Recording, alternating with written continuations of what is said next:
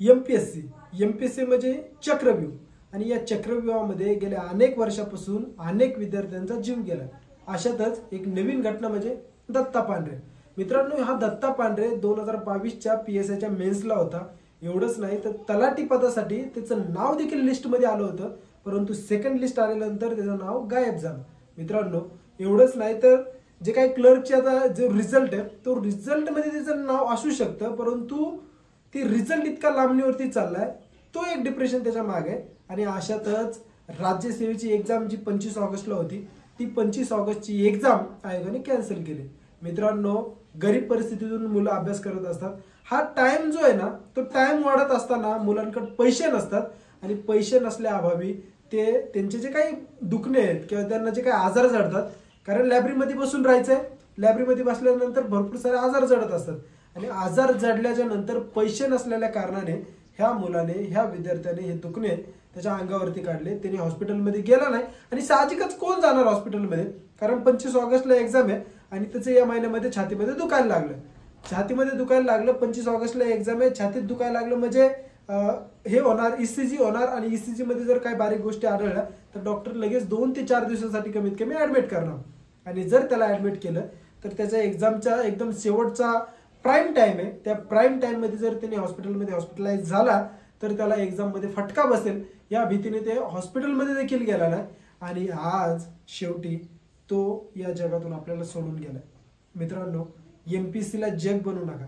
मी आज हा व्हिडिओ बनवण्याच्या मागचं कारण असं आहे, जे मला ओळखतात ते सगळ्यांना माहिती आहे की मी सुरुवातीला एमपीएससी करायचो। एमपीएससी करत करत माझी एकही प्री निघाली नाही। तुम्ही म्हणत असाल की बड्या बड्या बाता मारतोय किंवा काय करतोय, आज मी स्पष्टपणे सांगतोय माझी एकही प्री निघाली नाही। इतका डिप्रेशन मध्ये होतो, कधी वाटत होतं की मी ज्या रस्त्यातून जायचो त्या रस्त्यामध्ये मला रेल्वे ट्रॅक लागायचा आणि एक वेळ अशी होती की त्या रेल्वे ट्रॅकवरती जीव द्यावा इतकी भयानक परिस्थिती होती, कारण तिकटाला पैसे नाहीत, डब्याला पैसे नाहीत, चहा प्यायला पैसे नाहीत, डबा घरातून न्यायचा म्हणजे घरात सगळं संपलंय आणि ह्या सगळ्या परिस्थितीमध्ये अभ्यास कंटिन्यू करायचा। अरे अभ्यास आपण करूच, परंतु आयोग कंटिन्यू जर ते एक्झाम कॅन्सल करत असेल, एक्झामच्या रिझल्टला एवढा वेळ लावत असेल तर अभ्यास करायचा आणि रिझल्टची वाट बघत बघत जीव स्वतःचा सोडायचा, ही कुठली पद्धत आहे? जर पोलीस भरतीच्या मुलांचं बघितलं, 3-3 वर्ष पोलीस भरतीच निघत नाही। आता एमपीएससीचा जो काही रिझल्ट लागला पीएसआयचा, तो रिझल्ट कधीचा आहे हे तुम्हाला सगळ्यांना माहिती आहे। 2-2, 4-4 वर्ष जर एखाद्या पदासाठी तुम्हाला लागत असतील, एक पद मिळवण्यासाठी 4-4 वर्ष जर तुम्हाला स्ट्रगल करावं लागत असेल, 1-1.5 वर्ष एक्झामला, नंतर ट्रेनिंगला, नंतर सगळ्या काही गोष्टी व्हेरिफिकेशनला 4 वर्ष लागतात आणि 4 वर्ष या मुलाने फक्त हातावर हात धरून बसायचं। 1 रुपया इन्कम सोर्स नाही, घरच्यांनी 4 वर्ष कुठून पैसे पुरवायचे? बरं, हे 4 वर्षच नाही, जर शेवटच्या क्षणाला म्हणजे इंटरव्ह्यू मध्ये जर तुम्हाला काही मार्क कमी पडले तर तिथून परत तुम्ही खाली येणार आणि तिथून परत तुम्हाला ते 4 वर्षाची ती काय जर्नी आहे तुमची, जो काय प्रवास आहे तो तुम्हाला प्रवास पूर्ण करायचा। म्हणजे मित्रांनो, हे जे काही चक्रव्यूह आहे, या चक्रव्यूहामधून जे लवकर बाहेर पडले ते त्यांच्यासाठी त्यांचं आपण अभिनंदनच करतोय, परंतु ह्या चक्रव्यूहामधून जर तुम्ही बाहेर लवकर पडत नसाल, 2 ते 3 वर्ष तुमचा स्वतःचा वेळ ह्या चक्रव्यूहामध्ये तुम्ही द्या। हे चक्रव्यूह नसून एक चांगला इन्कम सोर्स पण आहे, एक प्रतिष्ठेचं पद मिळवण्याची एक जागा पण आहे, परंतु याला वेळ किती द्यायचा का आपलं आयुष्य पूर्ण लावायचं, या गोष्टीचा विचार तुम्ही केला पाहिजे। आता मी तुम्हाला माझा एक्सपिरियन्स सांगतो। ज्यावेळेस मी एमपीएससी, आजही मी एमपीएससीचा अभ्यास कंटिन्यू करतोय, परंतु हे एमपीएससीचा अभ्यास करत असताना मी चॅनल ओपन केलं। चॅनलनी कमीत कमी माझा जो काही प्लॅन बी मला ठरवायचा होता, तो प्लॅन बी मला चॅनलनी पूर्ण करून दिला। खरं सांगतो, मला आज वाटतं की हे चॅनल जे तो प्लॅन ए करायला पाहिजे की काय, कारण एक पीएसआय पदाची प्रतिष्ठा ह्या चॅनलने मला दिली। कारण काय, तुम्ही पीएसआय जर झाले असते, माझं उदाहरण सांगतो, मी कंबाईनचा एक्झाम अभ्यास करायचो आणि मला पीएसआय पद मिळवायचं होतं। जर मी पीएसआय झालो असतो तर माझ्या हाताखाली जे काही 4-5 कॉन्स्टेबल आहेत ते तुम्हाला वाटत असतं ते 4-5 कॉन्स्टेबल असतील किंवा सगळं काय झालं असतं, परंतु आज चॅनलच्या माध्यमातून तुम्ही गेज नाही करू शकत, तुम्ही खरंच तुम्हाला विश्वास नाही बसणार, परंतु रोज माझं 10 ते 15 पीआय सोबत 2-3 जे काही 10 ते 15 पोलीस स्टेशन आहेत पुण्यामधले, त्या प्रत्येक पोलीस स्टेशन सोबत माझं उठणं बसणं असतं। 15 दिवसातून एकदा पुण्याचे कमिशनर सीपी साहेब यांच्यासोबत बोलणं असतं। या पद्धतीचं माझं काही रोजचं जे काही दिनचर्या आहे ती चालत असते। पैसा पण इतका भरपूर युट्यूब देते, न्यूज चॅनल इतका भरपूर देते, एक PSIच्या पद्धतीचे जे काही त्याला पेमेंट भेटते तेवढीच पेमेंट युट्यूब चॅनल आपल्याला देते. त्यामुळं कुठल्याही गोष्टीची आता आपल्याला कमी नाही. मला हे सांगायचंय, जर तुमच्याकडून MPSC काही होत नसेल, कधी काय असतं कधी माहिती का, कोणाची बौद्धिक क्षमताच कमी असू शकते किंवा आर्थिक परिस्थिती. मी मागच्या व्हिडिओमध्ये पण तुम्हाला एक एक्झाम्पल सांगितलं होतं, ते एक्झाम्पल परत रिपीट करतो. समजा मी गरीब आहे आणि तुम्ही श्रीमंत आहे, माझ्याकडे 50 रुपये आहेत आणि तुमच्याकडे 100 रुपये आहेत. MPSC जसे एक्झाम कॅन्सल करते त्याचं एक्झाम्पल आहे. जर दोघांना सांगितलं की हडपसर पासून पुणे स्टेशन पर्यंत जो सगळ्यात अगोदर पोहोचेल तो विन होईल. दोघांनी पेट्रोल गाडीमध्ये टाकलं, मी 50चं टाकलं आणि तुम्ही 100चं टाकलं. दोघं आपण 50च्या पेट्रोल पर्यंत पुणे स्टेशन पर्यंत जाऊ शकतो. आणि आपलं जसं पुणे स्टेशन जवळ येईल तसं त्यांनी सांगितलं की नाही, पुणे स्टेशनला जो जाईल तो विन नाही, तर पुणे स्टेशनहून जो स्वारगेटला जाईल तो विन होईल. म्हणजे तुम्हाला सांगायचंय मला की माझ्या गाडीतलं पेट्रोल संपलं, माझी आर्थिक परिस्थिती मला आता साथ देऊ शकत नाही, मला पुश करू शकत नाहीत घरचे कुठपर्यंत खर्च करू शकणार. आणि जो श्रीमंत आहेत, तुम्ही जे श्रीमंत आहेत तुमच्याकडे ते 50 रुपये आहेत, म्हणजे अजून तुम्ही स्वारगेट पर्यंत जाऊ शकता, ऑब्व्हियसली तुम्ही विन होणार आहेत. आणि मी पुणे स्टेशन पर्यंत आलोय, हे डिप्रेशन माझ्या डोक्यात आहे आणि त्यामुळे या डिप्रेशनच्या टेन्शनमध्ये मी माझ्या जीवाचं काहीतरी बरं वाईट करणार. परंतु मित्रांनो, आज MPSC म्हणजे असंच काहीतरी चाललंय.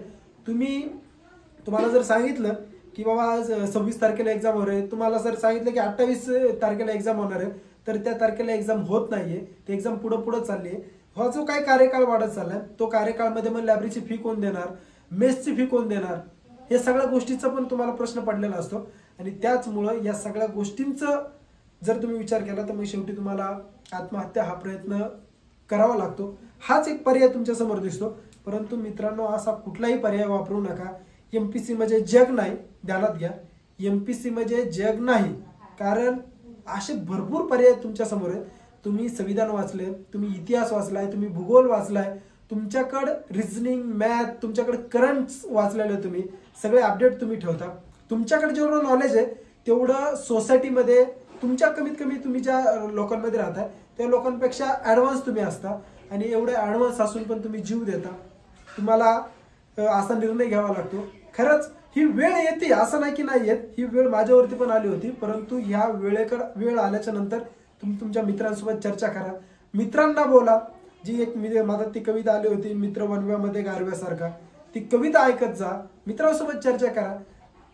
तुम्हाला सांगतो, ज्या वेळेस मग ते जीव द्यायची वेळ आली त्यावेळेस मिलिंद सरोदे जो काही मित्र आहे किंवा भडके तात्या असतील किंवा जे काही मी आता पोलीस स्टेशनमध्ये जात असतो त्या पोलीसवाल्यांनी काय मला मदत केली किंवा एक वेळा ट्राय करून बघ. परंतु खऱ्या अर्थानं ते पैसे आपण योग्य ठिकाणीच वापरले, पण एक्झामच इतकी वेळा पुढे जाते तर आपण त्यांच्याकडून तरी पैसे किती वेळा घेणार.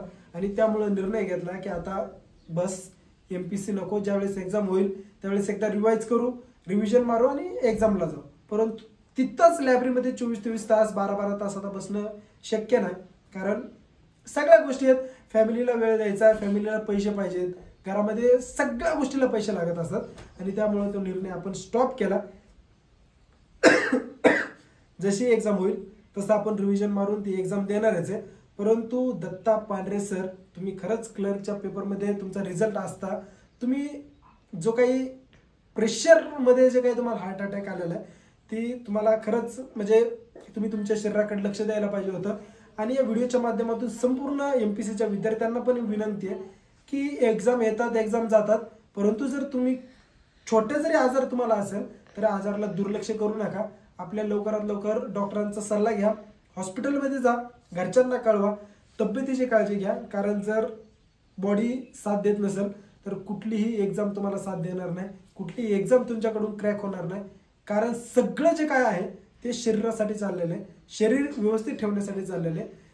त्यामुळं स्वतःची काळजी घ्या. MPSCच्या विद्यार्थ्यांना परत एक सल्ला आहे की स्वतःची काळजी घ्या, तब्येतीची काळजी घ्या.